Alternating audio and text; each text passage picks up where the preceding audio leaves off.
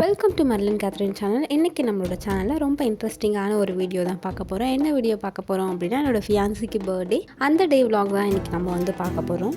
நம்முடைய சேனலை யாராச்சும் சப்ஸ்கிரைப் பண்ணாமல் பார்க்குறீங்க அப்படின்னா சப்ஸ்கிரைப் பண்ணிவிட்டு பக்கத்தில் இருக்க பெல் ஐக்கான் கிளிக் பண்ணிவிட்டு ஆல் என்ற ஆப்ஷன் செலக்ட் பண்ணிக்கோங்க. அப்போ தான் நம்ம போடுற வீடியோ உங்களுக்கு நோட்டிஃபிகேஷனாக வரும்.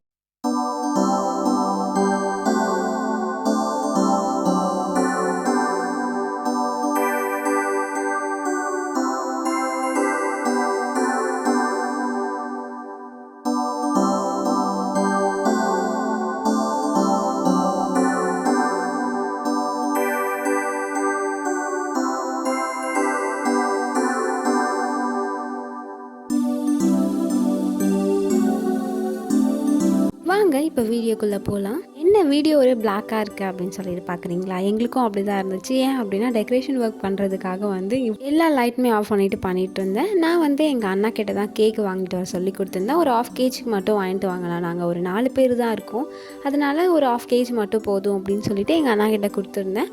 அவங்க படப்பையில் லொக்கேட் ஆகிருக்க எஃபி கேக் ஹவுஸில் தான் வந்து கேக் வாங்கிட்டு வந்து கொடுத்துருந்தாங்க. எனக்கு இந்த ஃப்ளேவர் தான் வேணும் அப்படின்னு சொல்லி நான் எதுவும் கேக்கில், நீங்களே வாங்கிட்டு வாங்க அப்படி சொல்லிவிட்டேன். கேக் மட்டும் இல்லாமல் பலூன்ஸும் வாங்கிட்டு வர சொல்லியிருந்தேன், சும்மா லைட்டாக டெக்கரேஷன் பண்ணலாம் அப்படின்னு சொல்லிட்டு கேக் வாங்கிட்டு வந்து கொடுத்துட்டாங்க. ஒரு 10 o'clock இருக்கும், அந்த மாதிரி தான் கொடுத்தாங்க. கேக் எப்படி இருக்குது அப்படின்னு சொல்லிட்டு ஓப்பன் பண்ணி பார்க்கலான்னு சொல்லிட்டு கவர் ஓப்பன் பண்ணேன். அதில் கொஞ்சம் பிளேட்ஸ் கொடுத்துருந்தாங்க, கொஞ்சம் டிஷ்யூ கொடுத்துருந்தாங்க, அதுக்கப்புறம் பில்லும் கொடுத்துருந்தாங்க, கேண்டில், கேக் கட் பண்ணுறதுக்கான நைஃப் எல்லாமே வந்து கொடுத்துருந்தாங்க. பாக்ஸ் வந்து இப்படி தான் இருந்துச்சு. சரி எப்படி இருக்கும் அப்படின்னு தெரியலன்னு சொல்லிட்டு ஓப்பன் பண்ணி பார்க்கலாம் அப்படின்னு சொல்லிட்டு ஓப்பன் பண்ணி பார்த்தேன். வீடியோ எடுத்துகிட்டே ஓப்பன் பண்ணுறதுக்கு கொஞ்சம் கஷ்டமாக தான் இருந்துச்சு. சரி ஓகே ஓப்பன் பண்ணலாம் அப்படின்னு சொல்லிட்டு ஃபஸ்ட்டு வந்து ஒரு சைடில் இருக்க அந்த டேப்பை ஓப்பன் பண்ணிவிட்டு இன்னொரு சைடில் இருக்க டேப்பை ஓப்பன் பண்ணேன். ஓப்பன் பண்ணி அதுக்கப்புறமா பார்த்தப்போ இப்படி தான் இருந்துச்சு கேக்கு. டேஸ்ட் எப்படி இருக்கும்னு தெரியல அப்படின்னு சொல்லிட்டு யோசிச்சுட்டே இருந்தேன். கேக் கட் பண்ணும்போது நம்ம வந்து டேஸ்ட் பார்த்துக்கலாம் அப்படின்னு சொல்லிவிட்டு நான் வந்து விட்டுட்டேன். யாராச்சும் நியர்பையில் இருந்து இங்கே வாங்கியிருக்கீங்க அப்படின்னா எப்படி டேஸ்ட் இருக்கும் அப்படின்னு சொல்லிட்டு சொல்லுங்கள். இப்படி தான் வந்து கேக் இருந்துச்சு. சைட்லலாம் நல்லா டெக்கரேஷன் பண்ணியிருந்தாங்க. என்ன ஃப்ளேவர் அப்படின்னா, ஆல்மண்ட் சாக்கோ தான் வாங்கிட்டு வந்திருந்தாங்க. நான் இந்த ஃப்ளேவர் வேணும்னு கேட்கல, ஆனால் நல்லாயிருக்கும் அப்படின்னு சொல்லிட்டு எங்கள் அண்ணா தான் வாங்கிட்டு வந்து கொடுத்தாங்க. நைட் ஒரு 11 o'clockலேருந்து ஒரு 11:50 வரைக்குமே நானும் என் மம்மி என்ன பண்ணிகிட்டு இருந்தோம் அப்படின்னா, பலூன் எல்லாத்தையுமே ஊதி சரி நம்ம கட்டி சும்மா லைட்டாக டெக்கரேஷன் மட்டும் பண்ணலாம் அப்படின்னு சொல்லி பண்ணுறதுக்கும் வந்து எங்களுக்கு டைம் இல்லை. ஏன் அப்படின்னா, அவங்க வந்து 10 o'clock தான் வாங்கிட்டு வந்து கொடுத்தாங்க. அதுக்கப்புறமா என்ன பண்ணுறது அப்படின்னு தெரியாமல் சும்மா நாங்கள் பலூன் மட்டும் ஊதி கொஞ்சம் நாட் போட்டு அதுக்கப்புறமா வந்து நாங்கள் பேஸ்ட் பண்ணிட்டோம். வாலில் பேஸ்ட் பண்ணிவிட்டு கலர் லைட்ஸ் கொஞ்சம் இருந்துச்சு, அது எல்லாத்தையுமே நான் வந்து என்ன பண்ணேன் அப்படின்னா போட்டுட்டு ஒரு 11:55 கேக் எடுத்துகிட்டு வந்து வச்சுட்டேன். 12 o'clock கரெக்டாக என்னாச்சு அப்படின்னா, என்னுடைய ஃபியான்சிக்கு வந்து நான் ட்ரெஸ் வாங்கி கொடுத்துருந்தேன். அதை நீங்கள் போட்டு வந்து நீங்கள் கேக் கட் பண்ணுங்கள் அப்படின்னு சொல்லி கரெக்டாக 12 o'clock என்ன பண்ணும் அப்படின்னா கேக் கட் பண்ணும்.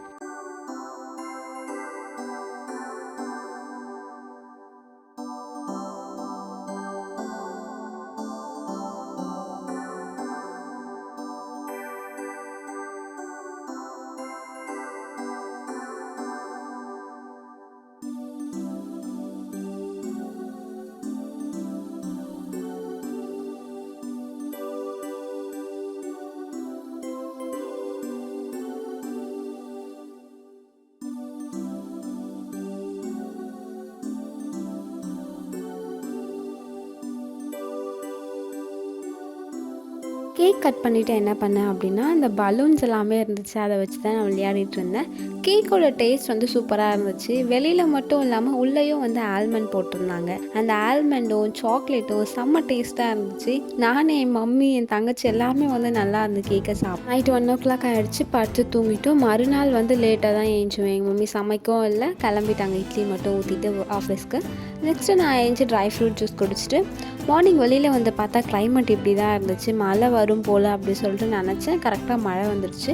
அதுக்கப்புறமா இட்லி, தோசை, நைட்டு வச்ச மீன் குழம்பு எங்கள் பெரியம்மா கொடுத்துருந்தாங்க அது, அதுக்கப்புறமா குருமா கொஞ்சம். இதை மட்டும் நான் என்ன பண்ணேன் அப்படின்னா, நானும் என் ஃபியான்சியும் சாப்பிட்டுட்டு ஃப்ரை பண்ணுறதுக்காக எங்கள் பெரியம்மா மீனும் கொடுத்துருந்தாங்க, அதையும் ஃப்ரை பண்ணி சாப்பிட்டுட்டு அதுக்கப்புறமா பிரியாணி செய்யலாம் அப்படின்னு சொல்லிட்டு ஒரு பிளான் பண்ணோம். அதுக்காக லிஸ்ட் எல்லாமே எழுதிட்டு நானும் என் ஃபியான்சியும் வந்து கடைக்கு போனோம். போகிறப்ப செம்ம மழையாக இருந்துச்சு. போய் வாங்கி தானே ஆகணும் அப்படின்றதுக்காக நாங்கள் போய் வாங்கினோம். நியர்பையில் இருக்க ஒரு ஷாப்புக்கு தான் போனேன். லிஸ்ட்டில் எழுதினது எல்லாமே நான் வாங்கிட்டு இருந்தேன். என் ஃபியான்சி போய் சிக்கன் வாங்கிட்டு வந்தாங்க. வீட்டுக்கு வாங்கிட்டு வந்து நெக்ஸ்ட்டு அரிசி ஊற வச்சுட்டு காய்கறிலாம் கட் பண்ணி வச்சிடலாம் அப்படின்னு சொல்லிட்டு என் ஃபியான்சி வந்து எல்லாமே அவங்க தான் பண்ணாங்க. கொஞ்சமாக செய்யணும் அப்படின்னா நானே செய்வேன், ஆனால் 1 kg அப்படின்றது எனக்கு செட் ஆகாது அப்படின்னு சொல்லிட்டு நான் அவங்கக்கிட்டேயே கொடுத்துட்டு அவங்க தான் பிரியாணி செஞ்சாங்க. அவங்க ரெடி பண்ணிகிட்டு இருக்க டைமில் நான் என்ன பண்ணேன் அப்படின்னா வந்து கொஞ்சம் பாத்திரம் இருந்துச்சு, அதெல்லாமே தேய்ச்சி வச்சுட்டு எங்கள் 2 பேருக்கு மட்டும் வந்து சிக்கன் எடுத்து ஃப்ரை பண்ணிக்கலாம் அப்படின்னு சொல்லி மேரினேட் பண்ணி வச்சுட்டேன். ஒரு சில ஹெல்ப் மட்டும் பண்ணேன், மற்ற எல்லாமே வந்து அவங்களே பார்த்துக்கிட்டாங்க.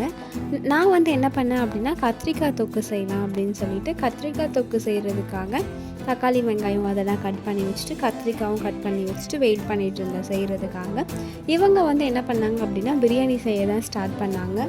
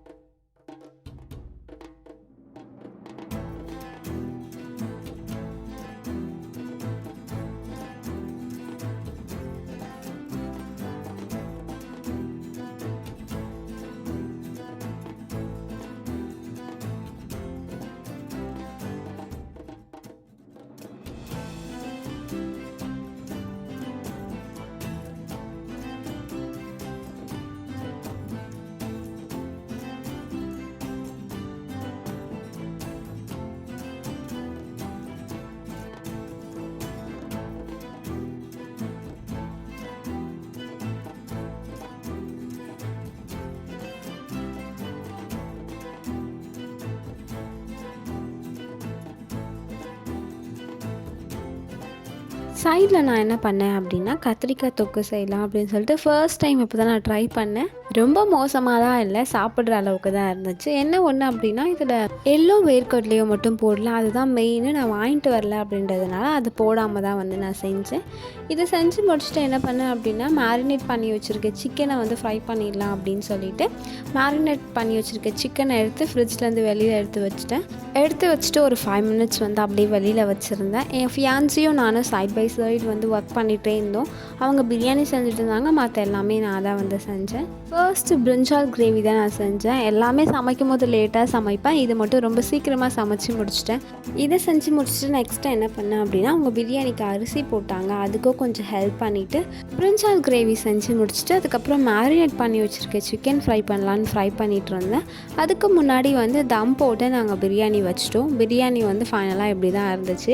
இந்த கலர் வந்து நான் தான் சூஸ் பண்ண, டபுள் கலராக செய்யலாம் அப்படின்னு சொல்லிட்டு ஃபியான்சி வேணாம் அப்படி சொன்னாங்க. எனக்கு ஆசையாக இருக்குது அப்படி சொல்லிட்டு நான் வந்து இந்த மாதிரி பண்ணிவிட்டேன். அதுக்கப்புறமா மேரினேட் பண்ணியிருக்க சிக்கன் ஃப்ரை பண்ணி முடிச்சுட்டு எக் பாயில் பண்ணலாம் அப்படின்னு சொல்லிட்டு எக் பாயில் தான் பண்ணிகிட்டு இருந்தேன். இதை பண்ணி முடிச்சுட்டு என் ஃபியான்சி என்ன பண்ணாங்க அப்படின்னா கொஞ்சம் ஃப்ரெஷ்ஷப் ஆகிட்டு வந்துட்டாங்க. அந்த கேப்பில் நான் என்ன பண்ணேன் அப்படின்னா ரைத்தா போட்டுடலாம் அப்படின்னு சொல்லிட்டு ஆனியன் கட் பண்ணிவிட்டு அதுக்கப்புறம் கொத்தமல்லி கொஞ்சமாக கட் பண்ணிவிட்டு தயிர் ஊற்றி சால்ட் போட்டு என்ன பண்ணேன் அப்படின்னா ரைத்தா தான் செஞ்சு வச்சுருந்தேன். எல்லாமே போட்டு ஒரு 2 minutesக்கு நல்லா மிக்ஸ் பண்ணிவிட்டு அப்போ தான் மிக்ஸ் ஆகும் அப்படின்னு சொல்லிட்டு சால்ட் வந்து பிரியாணிக்கு கம்மியாக இருந்துச்சு அப்படின்னா எக்ஸ்ட்ரா ஆட் பண்ணிக்கலாம் அப்படின்னு சொல்லிட்டு சால்ட் லைட்டாக தான் ஆட் பண்ணியிருந்தேன். அதுக்கப்புறமா என்ன சமைச்சேன் அப்படின்னா சிக்கன் ஃப்ரை, ரைத்தா, பிரிஞ்சால் கறி, எக் பாயில் பண்ணியிருந்தோம். அதுக்கப்புறம் ஃபைனலாக வந்து பிரியாணி. ஸ்வீட்க்கு வந்து கேக் இருக்குது, அதை வச்சுக்கலாம் அப்படின்னு சொல்லிட்டு இதுக்கப்புறம் என்னால் எதுவும் செய்ய முடியாது அப்படின்னு சொல்லிட்டு நாங்கள் வந்து இதை தான் ஆஃப்டர்நூன் சமைச்சு சாப்பிட்டோம். அதுக்கப்புறமா என் ஃபியான்சி வந்து அவங்க வீட்டில் கேக் கட் பண்ணல, அதனால கிளம்பி போயிட்டாங்க. இந்த டே இப்படி தான் போச்சு. இந்த வீடியோ உங்களுக்கு பிடிச்சதுன்னா மறக்காமல் நம்ம சேனலை சப்ஸ்கிரைப் பண்ணிவிடுங்க. தேங்க்ஸ் ஃபார் வாட்சிங். டாடா பாய்.